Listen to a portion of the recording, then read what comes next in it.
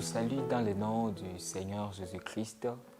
Je réponds au nom de Barak Mihigo Josué. Je suis très béni encore une fois de vous présenter cette émission. Et je dis grand merci à notre équipe de techniques. Je suis pasteur des ministères. Je dirige Splendeur du ciel au Burundi. J'ai vraiment l'audace de venir te présenter la parole de Dieu. Laisse-moi encore une fois te parler de la part du Seigneur, tel que la Bible le dit. C'est poussé par l'Esprit que les gens ont parlé de la part du Seigneur. Donc nous ne pouvons pas venir avec nos intentions, nous venons avec un message qui vient du trône. Je vais commencer une série d'enseignements et cette série d'enseignements, ça va encore plus nous approcher du trône de Dieu. Et je l'ai intitulé « Opérer dans les trois dimensions du trône de Dieu ». Opérer dans les trois dimensions du trône de Dieu, c'est un enseignement qui va t'aider encore une fois à grandir spirituellement. C'est un enseignement qui va t'aider à avoir des bases dans le spirituel. Je n'ai pas assez de temps, alors je vais lire la Bible. Je suis dans le livre des Hébreux, Hébreux chapitre 4, verset 16, là où la parole est en train de nous parler du trône. Je vais lire dans la Bible. La Bible déclare « Approchons-nous donc avec assurance du trône de la grâce afin d'obtenir miséricorde et de trouver grâce pour être secourus dans nos besoins. » Alléluia. Ce que j'aimerais dire, bien-aimé, par cet enseignement, d'abord, mon enseignement a beaucoup de termes. Il y a d'abord opérer, il y a dimension et il y a trône. Quand je vais d'abord aujourd'hui parler sur opérer, qu'est-ce que ça veut dire opérer? Opérer d'abord, selon le dictionnaire, on va te dire que c'est accomplir quelque chose. Opérer, ça part dans le sens de réaliser une chose, travailler sur quelque chose. C'est ce que ça veut dire opérer. Et nous, en tant qu'enfants de Dieu, nous devons opérer dans le trône de Dieu. Donc, quand je parle d'opérer, c'est réaliser. Beaucoup de gens pensent seulement qu'ils peuvent s'approcher de Dieu. Il y a des normes à suivre, il y a des dimensions à atteindre, il y a des processus. Donc, c'est comme un catalogue que tu dois suivre pour marcher avec Dieu. Et si je suis dans le livre de 1 Pierre chapitre 2, verset 9, la Bible dit « Vous, au contraire, vous êtes une race élue, vous êtes un peuple acquis, vous êtes une nation sainte, vous êtes un sacerdoce royal, afin que vous annonciez les vertus de celui qui vous a appelé des ténèbres vers son admirable lumière. » Ce que j'insiste sur, c'est quoi? La Bible dit que nous sommes un sacerdoce royal. D'autres versions disent que nous sommes des prêtres et nous sommes des rois. Donc, quand nous nous approchons de Dieu, nous devons nous approcher de lui comme si on s'approchait d'un roi, parce que nous aussi, nous sommes des rois. Quand on parle du trône, on est lié directement à la royauté. La Bible dit, il a fait du ciel son trône et la terre est son marchepied. Or, le trône ne peut être occupé que par un roi. Donc, quand on s'approche de Dieu, on doit venir avec des principes quelconques. Parce qu'on ne peut pas venir devant un président comme on veut. On ne quitte pas sa maison le matin et puis on se dit, je vais aller voir le président. Il y a des audiences que tu dois demander, il y a des séances que tu dois passer pour que tu puisses voir le président. Même bizarrement, il y a les protocoles que tu dois apprendre. C'est la même chose avec Dieu. Si aujourd'hui nous croisons beaucoup de défis dans l'église et dans le monde, c'est parce que beaucoup de gens, ils se réveillent directement, ils commencent à servir Dieu sans base, sans même formation. Mais bien aimé dans le Seigneur, laisse-moi te dire que Dieu va nous aider ensemble, on va avoir quelques principes pour servir ou bien pour approcher le trône de Dieu. Et quand ici je parle d'opérer, je suis en train de parler de comment est-ce que nous nous approchons de Dieu. Et ce qui m'intéresse dans le terme opérer, plus c'est comment est-ce que les médecins définissent opérer. Ou bien quand on passe à une opération. Mais dans la médecine, on parle de l'opération quand il s'agit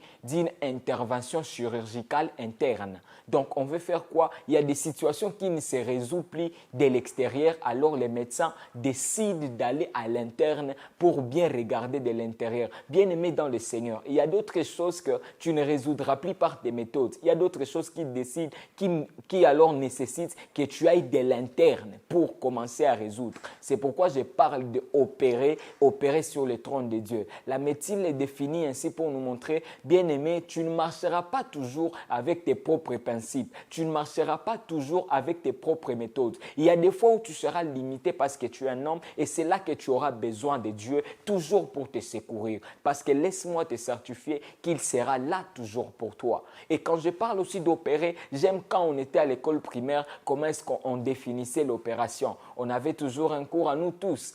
qu'on appelait maths opération. Les maths opération, on faisait quoi? On nous apprenait à jauger ou bien à marcher avec les signes. Et les signes, on avait l'addition, on avait la soustraction, on avait la multiplication, mais aussi on avait la division. Si tu veux opérer, si tu veux marcher avec Dieu, il y a des choses que tu dois apprendre à additionner dans ta vie. Il y a des choses que tu dois apprendre à soustraire dans ta vie. Il y a des choses que tu dois multiplier et il y a des choses que tu dois diviser. Quand je parle de l'addition, je suis en train de dire à quelqu'un, si tu veux aller plus loin avec Dieu, commence à additionner tes efforts, à prier, à lire la Bible, à avoir un caractère digne d'un chrétien. Il y a des choses que tu dois additionner. Tu es un chrétien, tu dois avoir de l'amour. Ça, tu dois additionner dans ta vie. Et si tu es aussi chrétien, la deuxième des choses, tu dois apprendre à soustraire des choses de ta vie. Il y a des gens qui t'amènent toujours dans les péchés, dans ton entourage. Peut-être que tu les considères plus un ami, mais quand tu es avec lui, tu dois pécher. Mon frère, ça c'est un signe que tu dois soustraire cette personne de ta vie.